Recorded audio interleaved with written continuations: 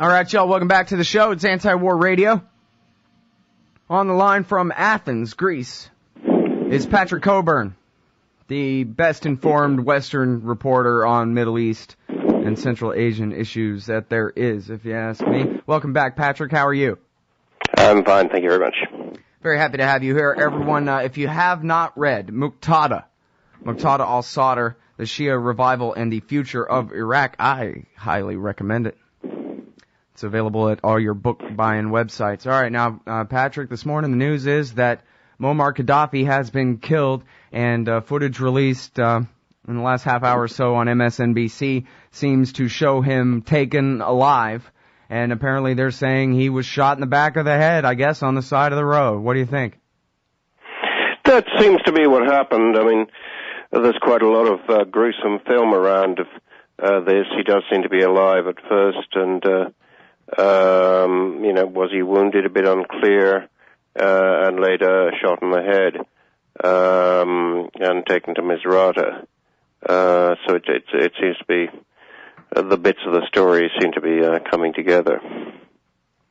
Well, and so is this mission accomplished, and the last of the dead enders will give up now, and everything's going to be fine? We'll have a government in a box and all that?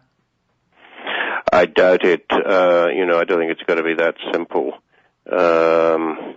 Because, yes, Gaddafi, if he'd lived, maybe, would he be in a focus for opposition to the new regime in Libya? Maybe. On the other hand, Gaddafi alive was also a focus for the rebels, who are made up of very disparate different types of people from different parts of Libya. On one hand, you have human rights lawyers from Benghazi, but you also have jihadi types, fundamentalists, and many in between. And fighting Gaddafi was a focus for them. So will that have an effect? There have already been signs of division. Will those divisions now grow? So, it's sort of, you can look at it two ways. One, it's obviously a victory for the rebels that the great dictator's gone. On the other hand, he sort of kept them together as well. Mm-hmm. Well, and I guess with the premises of the NATO forces and their goals here, they must really create a state where, best I could tell, Gaddafi didn't really have much of one for them to take over. They're going to have to build something from the bottom up, or not? Yeah, that was one of the peculiar things about Libya, was that it was kind of a personal regime, that Gaddafi from the 1970s had insisted that he was building the Jamhuriya, that somehow this is a people's regime, and so you didn't have the normal institutions of the state, which means there isn't an awful lot to take over. On the other hand, Libya did function before.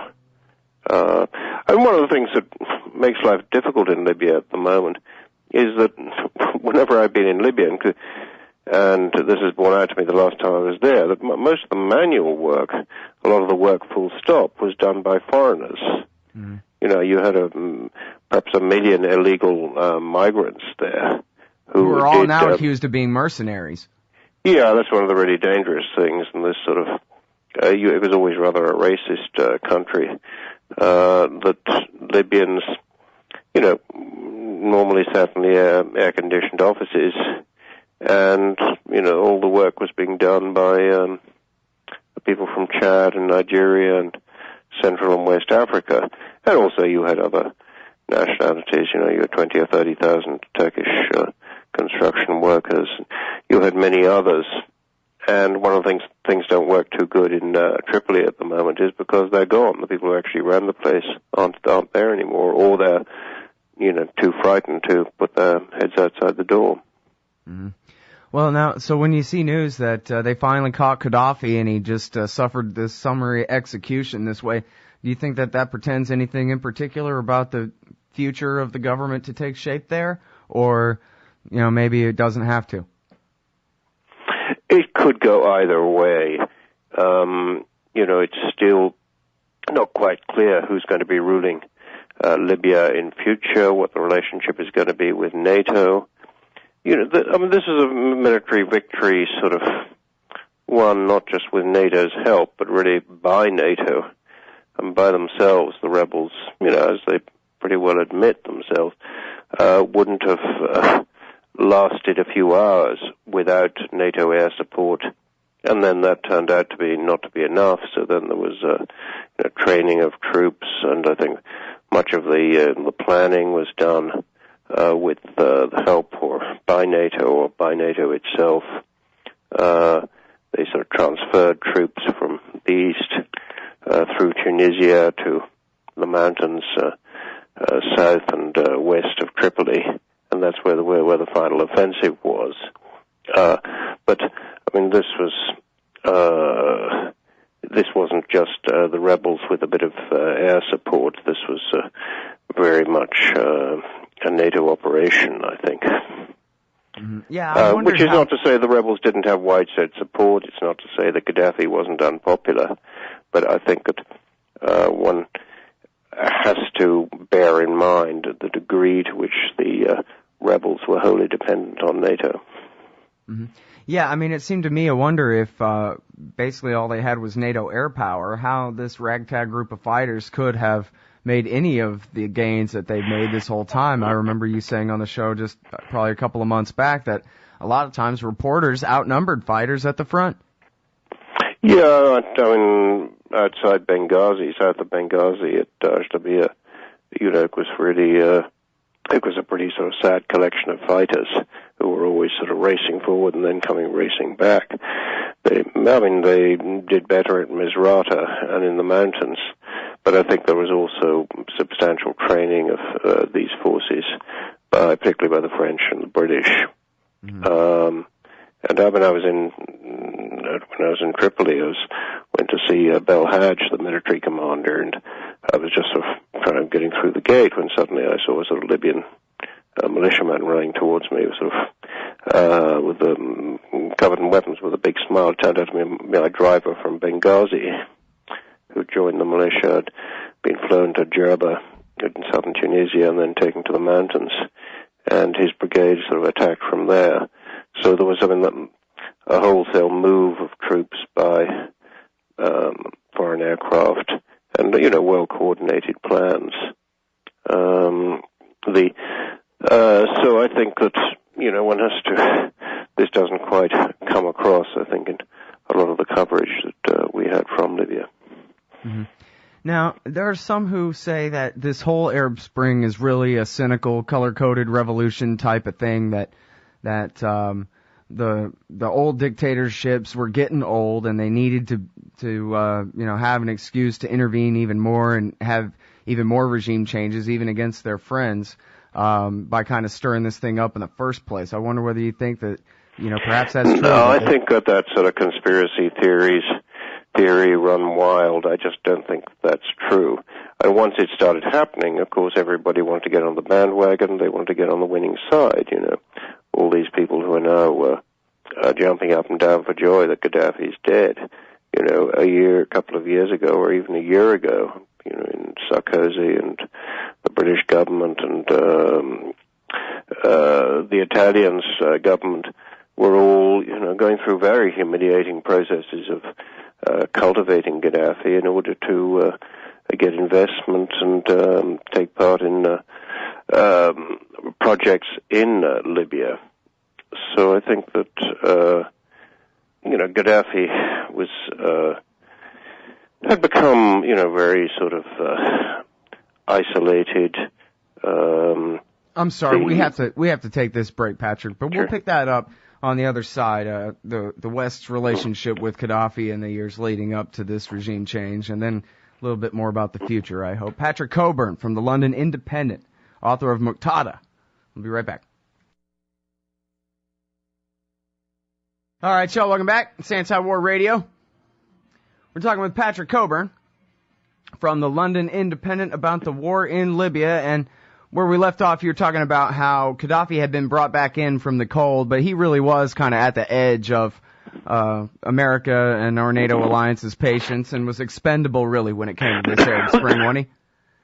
Yeah, I mean, you were saying, was there, was it the Arab awakening all a cynical maneuver? No, I don't think so. I think that this is a great sort of historic event. I think that these police states in North Africa, elsewhere, eventually a sort of coalition formed against them, notably in Egypt and Tunisia. To some extent, you see that in Libya.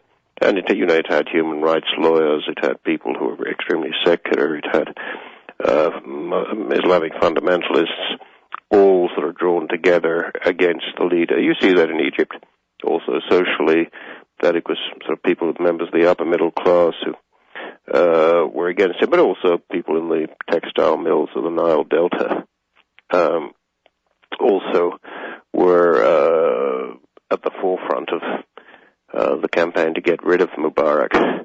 So I think it's very real. And I don't think what happened then was, of course, as I said, people want to be on the winning side. The U.S. did, everybody else did. Well, now there was kind of State Department and NED money going to pro-democracy groups in Egypt, that kind of thing. But I guess I had figured, too, that, this isn't what they bargained for and not necessarily what they wanted out of it.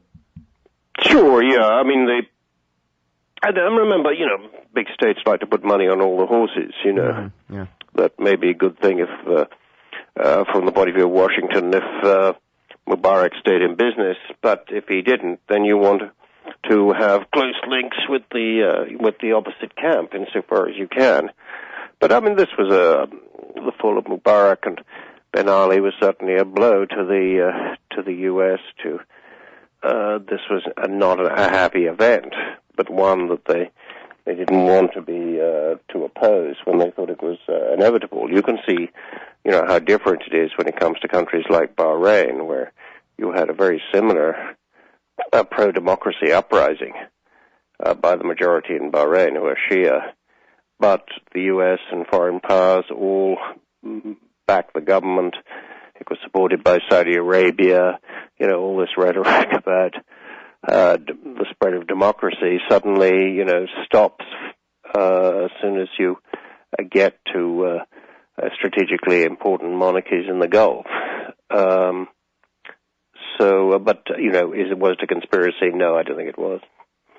Well, at this point, it's at least a plan, one kind or another, to have somebody oversee the creation of the new Libya, right? They're not just going to leave this to the Libyans. They're going to have the Qataris in there, and then, I don't know, I guess I'm the worst, and I'm just predicting the worst, that we're going to end up probably within the next few years at least with American Army forces on the ground there building up a new democracy and protecting it and giving everybody purple fingers and whatever. I don't know. I mean, it's sort of, we'll see. I mean, as I said, NATO played a much greater role in the overthrow of Gadhafi than I think is generally appreciated.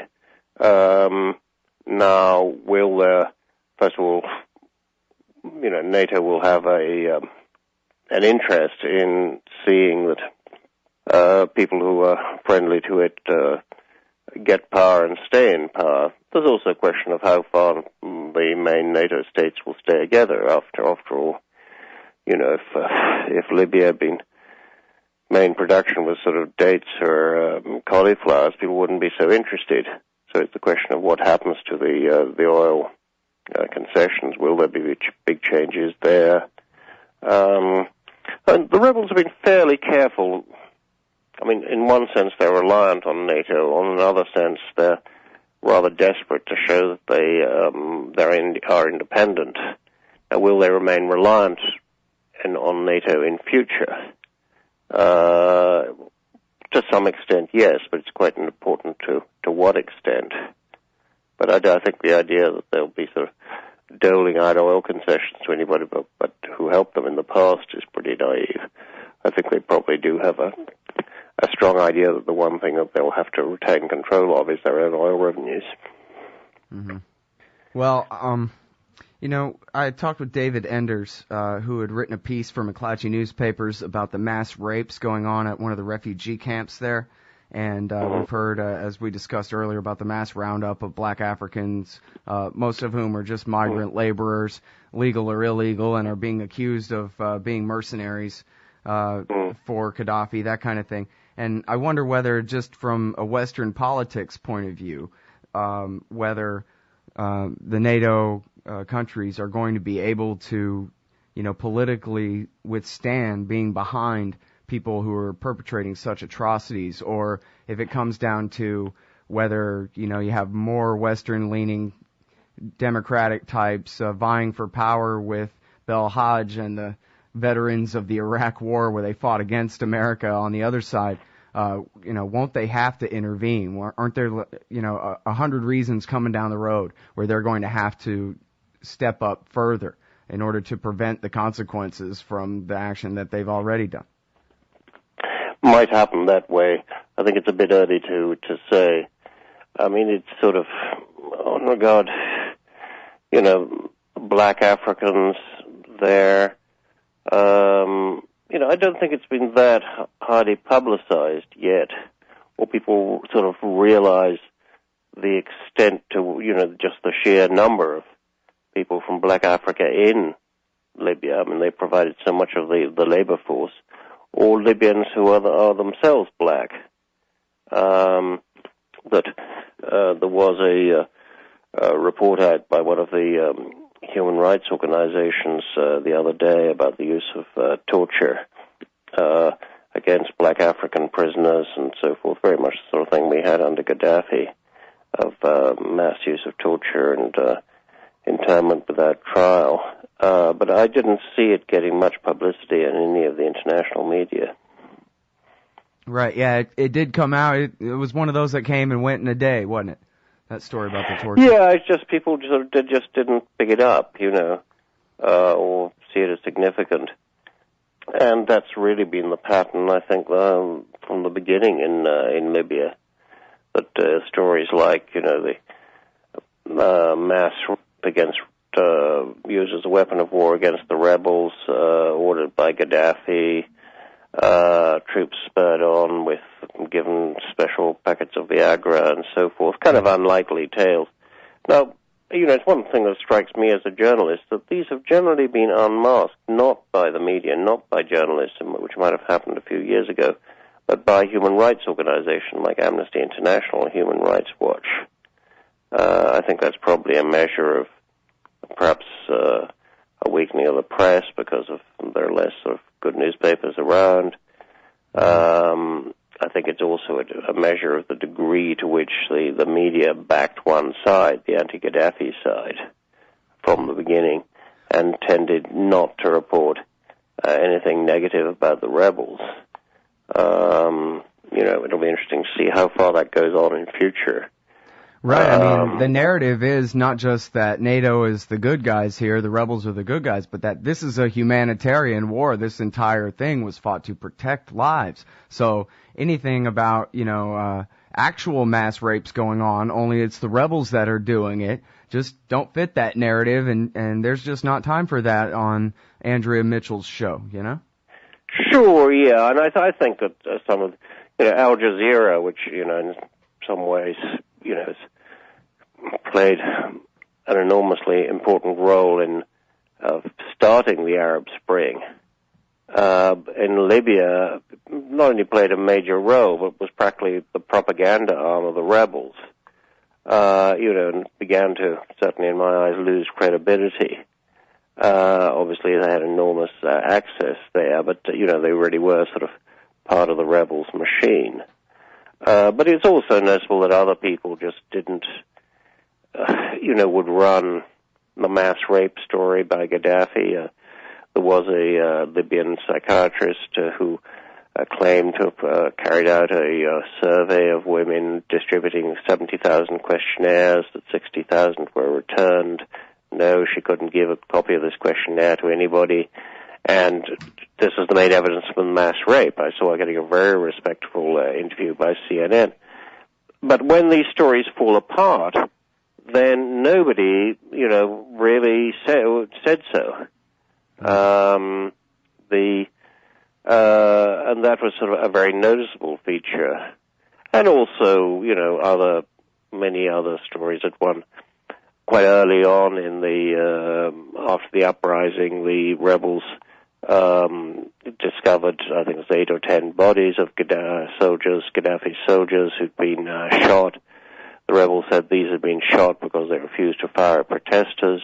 Later, Amnesty found some video showing that these where Gaddafi soldiers had been taken prisoner and very much alive when they were in the hands of the rebels. So subsequently they were shot, and they must have been shot by the rebels. But, I mean, these are quite good stories, quite sort of juicy stories for journalists, but it just never seemed to get picked up. So I think there was a sort of degree of bias in reporting of the war, which was sort of really dwarfs anything that I've seen since I was a journalist. Well, and there's also just, I think more than anything, just a mass ignoring of the war in Libya. I mean, this whole headline about they captured Gaddafi today is the first real coverage of anything about the Libya war I've seen on, for example, I leave cable TV news on mute out of the corner of my eye during the show. And they just don't talk about it at all. Yeah, I mean, that's another sort of worrying phenomenon. It's sort of that it sort of happened in Libya. It sort of happened in Iraq, too, really from about 2008, of people imagining the war was over there. Yep. Well, and that really portends bad news for the future, too. If we have no real debate about the facts at all, about what's really going on there, then our politicians will only find it easier to keep choosing wrong and to keep making matters worse. Yeah, I mean, partly it's the weakening of the media for financial reasons, but also this is, there are other things that played into this, like, the embedding of journalists. So that becomes, particularly in Afghanistan, I think this has had very negative effects, but just so much of the sort of journalistic coverage is done through embedding, and embedding basically gives the army control of the journalists. They give them control of access, plus they can turn people down, and of course people empathize with the soldiers, and they sort of get their information from the soldiers, so it's very biased and one-sided coverage. And I think cumulatively this has also had a very negative effect on media coverage of the Iraq war, the Afghan war, and in a slightly different way, the Libyan war, because so much of it was just going along with the rebels and reporting the latest firefighting. Okay, now, I'm sorry to keep asking you to predict the future on the show today, Patrick, and I've already kept you a little bit over time, but I was hoping to work in this one more question about what you see as maybe the medium-term future of the recent announced intervention by the American Special Forces in Uganda, Central African Republic, Congo, and South Sudan. Well, I think, it's repeating a pattern we saw in the 90s and over the last decade. Some of these things work okay. They work okay. I mean, they work okay until suddenly they don't work okay. It's like the intervention in Somalia in the early 90s. That suddenly, it seemed real easy, and suddenly the U.S. found it was involved in a very dangerous war. All the other places have the potential to do exactly the same thing. Well, and this goes back to the constant question of stupidity or the plan, and I don't mean in the conspiracy sense of the entire Arab Spring being a color-coded revolution or whatever, but just in the larger sense, the way every intervention turns into a major blunder, but that's kind of okay for the government. They just have more excuse to expand even further. In fact, when I interviewed your brother Andrew the other day, he talked about how the high-tech war against the improvised explosive device has been a massive failure. It's wire clippers and brawn that, take those things down. And, but that's okay because the people who invest in that technology, they just assume continue to, making money off the Pentagon doing all this high-tech research and whatever from now till the end of time. The more IEDs, the better for them. And I wonder whether you think that, like in this case, they figured start with 100 advisors, special forces guys, and we can turn this thing into a Vietnam and have a war forever in sub-Saharan Africa. Is that what they're going for here? Is a big failure and an expansion? Well, I think I'm not sure it happens exactly like that, but I think what does happen is that endlessly trying to find military solutions for political problems. That the army doesn't see any problem in that. And I think there's a lack of consciousness also of, how extraordinary it is that the U.S. and to a small degree Britain have managed to expend such gigantic sums of money in Iraq. Who were they fighting in Iraq? Well, on the Sunni side, they're probably fighting 4,000 or 5,000 guys. How many Taliban are there in full-time Taliban in Afghanistan? 20,000. That's probably pushing it. So these enormous military machines, which are justified by really these sort of fighting or really sort of very sort of small, insignificant opposition, which shows that these military machines are sort of dysfunctional, but somehow they have a political clout that is never really appreciated at home. Mm-hmm. Yeah, in this case, they're going after, Pepe Escobar was saying on the show, this death cult that they're supposedly chasing around Central Africa here used to have a few thousand guys anyway, but now they're down to just a couple of hundred people anyway. That's the excuse for this intervention to get it started, is a couple of hundred people that are members of some, I guess, highly accomplished Manson-type family down there. Yeah, and also, the factor in all these wars is a major factor is just the degree to which any people resist occupation, and any military occupation is usually there's a jolly good reason to resist it. Yeah. All right, well, I've already kept you over time. Thank you so much for your time, Patrick. Thank you. Bye-bye.